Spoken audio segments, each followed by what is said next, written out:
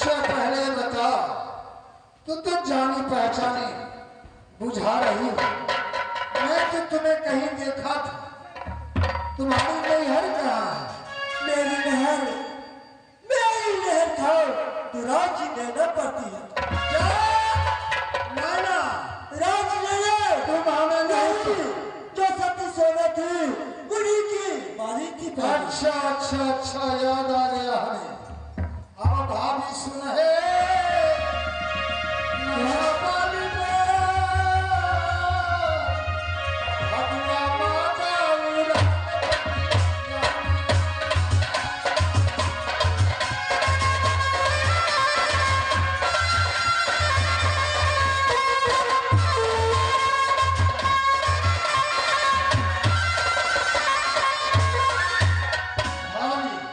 तुम माली नहीं यार, हमें तुम पहचान रही हो। मैं वही मोहब्बा का रुदल सिंह हूँ जो मैं राजमहल में मिला था और भाभी सोने को दौला लेने गए थे। अच्छा, और महारानी जो सती सोना की शादी में आप अपने देश के साथ देवनगर के साथ आए थे वही? क्यों नहीं, मेरा ही भाभी सती सोना है। अच्छा भाभी बोलिए। अब हमें याद आ गया, अब मेरा शायद काम बन सकता। यहाँ तो तुम यानी राजा महिपाला सिंह का पुत्री यानी मकरंदा सिंह का बहन सती फूला जो है उसमें काबिल होगी। हाँ, और यह फूल लोड कर तुम डेली ले जाती हो उसके पूजा करने के लिए। हाँ, लेकिन भाभी बोले तुम मेरा कहना मानो और ऐसा करो, हर रोज तो तुम माला बना कर ले जाती थी अपनी महारानी के लिए। हाँ, क्यों नहीं, लेकिन आज मैं अपने हाथों से एक माला बना देता हूँ और यह माला तुम लेकर जाओ, तुम अपने महारानी को देना। अगर हो सकता है पूछ दे यह माला कौन बनाया। अच्छा भाभी, तूने कहना जो मेरा एक बहन बेटी है वही आई है मेरे यहाँ बहुत दिनों के बाद। हमें तो बाल बच्चा छोटा, मैं खाना बनाने में लग गई। मेरी बहन बेटी जो है आज वही माला बनाई। देखिए, आज मैं अपनी महारानी से झूठ नहीं बोल सकती। आइए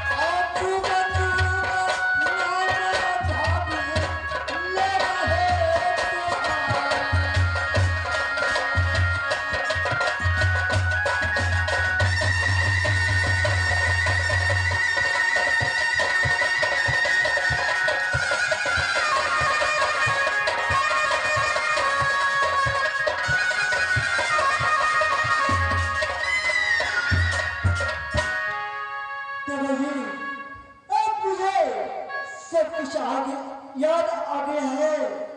आपको इच्छा है कि आज मैं अपने हाथों से फूल गुथ करके मेरी भाभी के हाथों में दूं और ये मैं सती फूला मेरी महारानी है मैं उनको हाथों में दे दूं।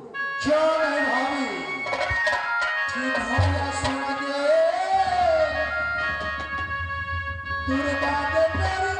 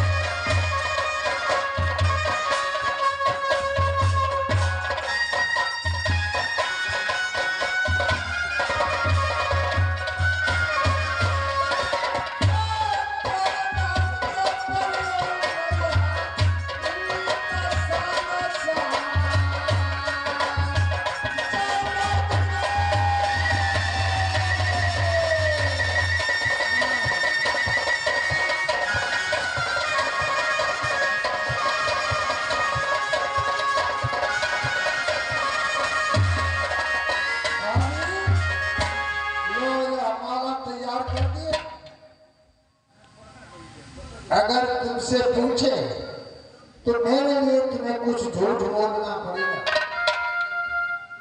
जो समझा दिए भाभी वही बोलना। देवर जी, आप ये तो मुझे समझा दे, मैं एक बार ये फूल की माला घुमा करके कहता हूँ कि कहीं टूटे कहीं लगा है तो मैं आपसे पूछूंगी ये कैसे गुथेगा। ठीक है भाभी, जाओ तुम अपने महारानी के पास पहुंचाओ।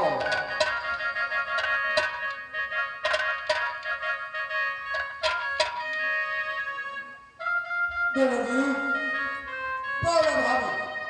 मैं जब फूल की माला गुथती थी तो एक एक करके सुई के साथ धागे में डालती थी, लेकिन आज आपने फूलों की फूलों में डाल करके ऐसे माला बनाए, रानी जी देखेंगे तो बहुत खुश हो जाएंगे। देवर जी, नहीं भाभी, जाओ ठीक है, मैं यहाँ से रानी के पास जाऊंगा। जाओ। अरे दोस्त, अब शायद मेरा काम अवश्य बनेगा। क्यों नहीं? इसलिए मन का अभिलाषा अवश्य माँ भवानी न पूरा करेगी। क्यों नहीं जरूर? चलो अब कुछ देर आराम करते हैं, क्यों नहीं? देखते हैं आगे चलकर क्या समय आता है। हरियाणा पेड़गांव हो बिया।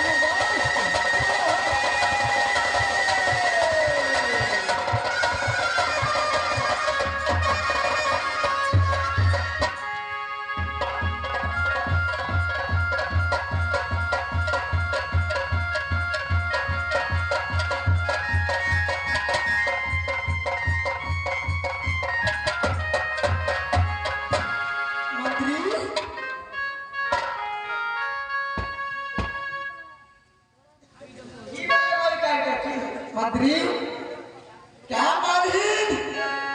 2 घंटा हो चुका है, अभी तक फूल नहीं आया है, क्या बात है? सारा का समय छे फूल जब तोड़े तो एक लाने के पत्ते। अरे मंत्री, सुबह 5 बजने वाला है, शायद फूल लेने के लिए अपना अपना फूल लोड में आता होगा, लेकिन मालिक अभी तक नहीं आया, क्या बात है?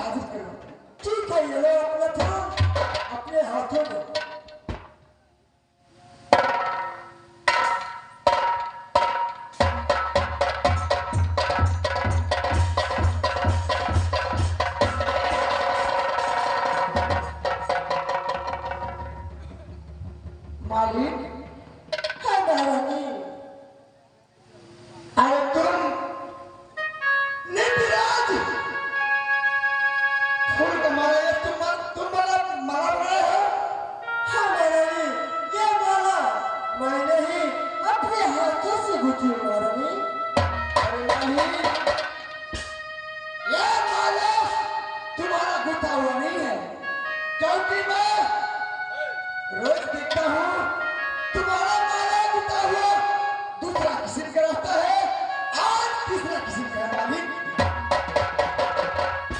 नहीं महारानी, ये मेरे ही हाथों से गुथी हुई माला है। अरे मालिक, तुम झूठ मत बोलो, मेरे साथ में